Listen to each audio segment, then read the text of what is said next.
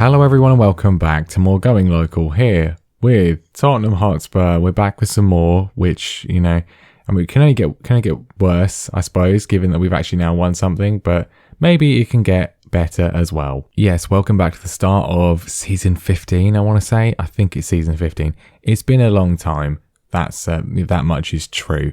But we're back. It's a new season. We're on a high after the FA Cup final victory last time out against Arsenal. It was pretty special. And can we improve on that this year? Can we maybe, of course, we finished second in the Premier League as well.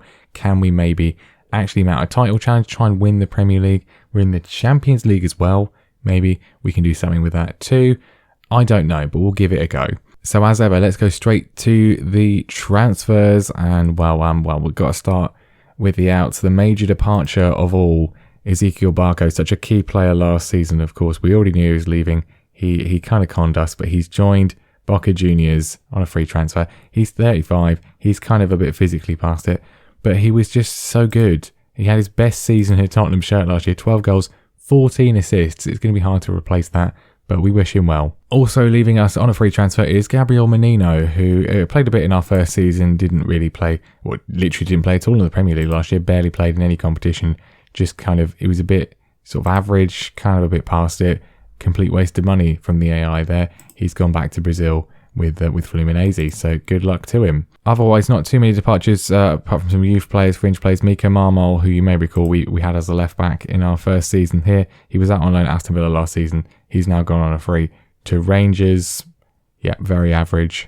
And then the only real departure for cash, Liam Delap has left us. He's attributes-wise really good, but it just kind of never really clicked for him in how I wanted to play. We've got a lot of other striking options. We didn't really need him. Spent last year on loan at Monaco, 13 goals for him. He was actually he was called up to the provisional squad for the World Cup. Didn't go in the final squad. They've now signed him permanently for £20 million. It's a big loss, but I wouldn't have signed him really. So those are the outs. Not many signings, obviously, because we have spent a lot of money and signed a lot of players in January and in last summer. So we basically rebuilt the entire squad. So there was only just a few gaps we needed to fill. I'd say we haven't spent, we haven't brought many players in. We've still spent £94 million, which, not a small amount of money. But two individuals, one regen, one real person. A regen, first of all, Bernard Brennan has been signed from Bordeaux.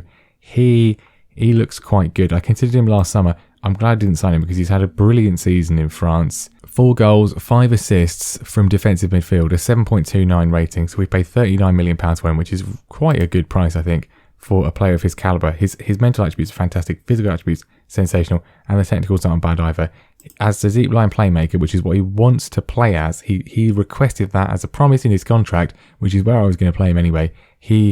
I think will be an upgrade. We've had some issues in that position. Rob Dow, we signed not quite, maybe good enough. Ferencine is completely off the boil. So Brennan, I think, is a potential star. And then joining us as a direct replacement for Barco, really, Shola Shortire. I think that's how you say it. It could be Shoretire, who knows? I'm going to go Shortire. He is a real human, though. Currently at Manchester United in the youth team, I believe, as a 16-year-old. Yeah, that's where he starts the game. He's now 30, and we've snapped him up from the team who we beat in the Europa League last season, Borussia Mönchengladbach. £55 million is a hefty fee for a 30-year-old in Football Manager terms, but, well, he's still really good. 10 goals last season, 7 assists in the Bundesliga, and ultimately, obviously, it's not the kind of FM save where we're really concerned by financial management, particularly. Resale value, kind of irrelevant. He's still got some great attributes. Flair is great, technique is great, passing is great, and first touch as well. Physically, could maybe be a little bit quicker, but he's not slow with 15. Pace and acceleration, and the other technicals, crossing, dribbling and finishing, and composure as well in the mental side of things, all pretty good. I think he's a worthwhile addition. There's not many options in terms of wingers really, sort of young regen wingers coming through that we could maybe get in. So as a sort of right-footed player on the left-hand side, he slots in nicely to replace Barco. I think it's worthwhile. We will see how they all get on today then, because we've got ourselves the opportunity of another trophy, of course. It's the Community Shield against the unexpected champions Liverpool, which will be a decent test for us. We've got a potentially tricky start as well in the Premier League. Probably not going to be in this episode, but the first game of the season is against Manchester City, who of course did not hire us. They've instead hired Zinedine Zidane. After of course their disastrous campaign last time out 5th place, with disaster in Manchester City terms, we did not get the Roma job. We were offered an interview. I didn't apply for it, but we were offered an interview. I wasn't going to take the job anyway, but we weren't even offered it. They went with Marcelo Gallardo, who of course was sacked by Manchester City. There's not the only jobs that have changed hands this summer. There has been one other notable one, and that is Chelsea. They have, Marcelino's gone. I don't think he was sacked, he just left. But they have made a very interesting appointment for his replacement, namely Thomas Tuchel, who of course is the real-life Chelsea manager and starts the game as Chelsea manager. You may recall in the first season of the Save, he was sacked in November because Chelsea were in the relegation zone. So interesting to see how he gets on after a very, very long spell in charge of Benfica. I did not apply for this job because the chances of them ever hiring the current Tottenham manager, the controversy that would cause. Okay, obviously not a priority trophy, but still it's a trophy. If we could win this, that would be a good start to proceedings. And just to flag a few other players up who may well play a role this season, who have been promoted from the youth teams, just two sort of options. Sort of fourth choice centre back this season is going to be Ricardo Vassell here, who he's got a lot of potential, some decent attributes. I mean, he's probably not going to be sort of competing for a starting place, but could maybe play in the League Cup, things like that. And very exciting option who's done really, really well in pre-season is this man here, Berke Oztekin, who is only 16 years old. Well, he was 16 years old. He's turned 17 since I last looked at his page. But anyway, just a teenager. Again, 5-star potential, some nice attributes, not like amazingly developed yet. Obviously, he's still very, very young. But yeah, pre-season was good from him. 2 goals, 2 assists. So certainly going to be involved, I think, in some cup competitions potentially this season too. But who is going to be playing in this opening run? There's been a few issues over pre-season with injuries, mainly to Sabisi, but he is back fit enough for the bench for this one. But anyway, who is going to be playing? Well, Darius Hall, of course, is going to be in goal. He's not match fit, which I'm not really, it seems a bit weird. But anyway, he is, of course, going to be in goal for us. Defence is going to be Burgos, Devaney, Areola, and Nabili at left back. They have done well. They've probably been the most sort of developed partnership overall. Midfield is going to be Brennan at the base of the midfield. Jared Knight's going to start. Obviously, he is fine to play because we just used up the other wildcard slot unintentionally. So as he is Welsh, he's going to be playing, as I said, because Sabisi was injured in pre-season. He'll be fine next week, but I'm not going to sort of start him in this one. Estes is there as well, of course. Caldera is on the right-hand side. He could be the key man this season. He will probably be replacing Barco on all the set pieces. Left-hand side, Shola Shortire is going to be starting this one. He's probably, if we look at the performances from pre-season, he's the only person who hasn't been doing very well, which is a little bit of a concern perhaps. But he is playing as the supportive inverted winger, so that they never really have as good a rating as the other one. Favela's on the bench if need be, and then Bennett's going to be starting up front. Obviously, him and Kouassi both excellent throughout overall last season, although Bennett, of course, extremely frustrating. But right, let's see what we can do. We've got a lot of options. We've got a very big squad, maybe too big. There's still some potential players who could maybe be departing, like Chakas, Ferencina. If there's bids for them, we'll let them go. But I think that can only help having a lot of options in case of injuries and poor form and things like that. I expect nothing but a win. I don't necessarily think we will get one, but we did beat Liverpool last season. We were unbeaten against them. We drew with them at Anfield, and then we beat them in the return fixture. Maybe it's the other way around. I don't remember, but anyway, it was a win and a draw for sure. So hopefully we can continue that fine form today. First highlight, 5 minutes in, and it's Liverpool with a dangerous throw position. João Felix plays it across, and Sanya has scored. GB Sanya makes it 1-0 with a fine strike. Not really much Hall could do about that. Really simple throw. There was an attempt at pressure, not there though. No one got near him, and I mean Hall got his hands to it, but it was just too strong to keep out. Fair to say we haven't really woken up in this one so far. It's been all Liverpool. We've need to see a little bit more life. I mean, it's early days, of course, still kind of pre-season really.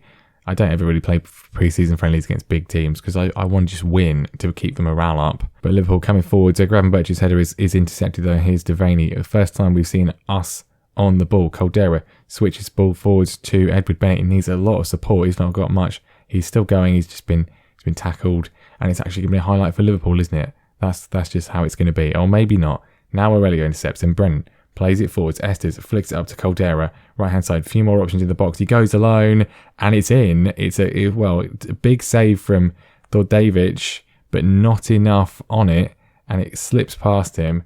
And we're back on level terms against the run of play, really. Good work from Brennan. Great instinctive pass from Estes. And Caldera's finish has too much on it for the goalkeeper. He nearly stops it, but it creeps in. 1-1. Good to see. Yeah, Caldera last season, just sort of second half, he was really bad. But this year, he started off well in pre-season. And can he get an assist as well? He doesn't get an assist because, well, it came off Aurelio. Devaney scores, but it's offside, so he wouldn't have got an assist anyway. Aurelio is literally not offside, neither's Devaney, so why that's not counted, I don't know, but that's FM21 for you. Free kick though, Caldera plays it in, looking for Devaney, it's cleared away, but Shortire is on there. He's not on there. He's been completely mugged off. He's managed to work hard to get it back though, and here is Estes. We could get another chance before half time. A goal before half time would be really good. Sanya clears it away, the goal scorer for Liverpool, but only as far as Brennan, who's doing well, flicks it over for Caldera, who's round the goalkeeper. He's onside, and it is 2-1.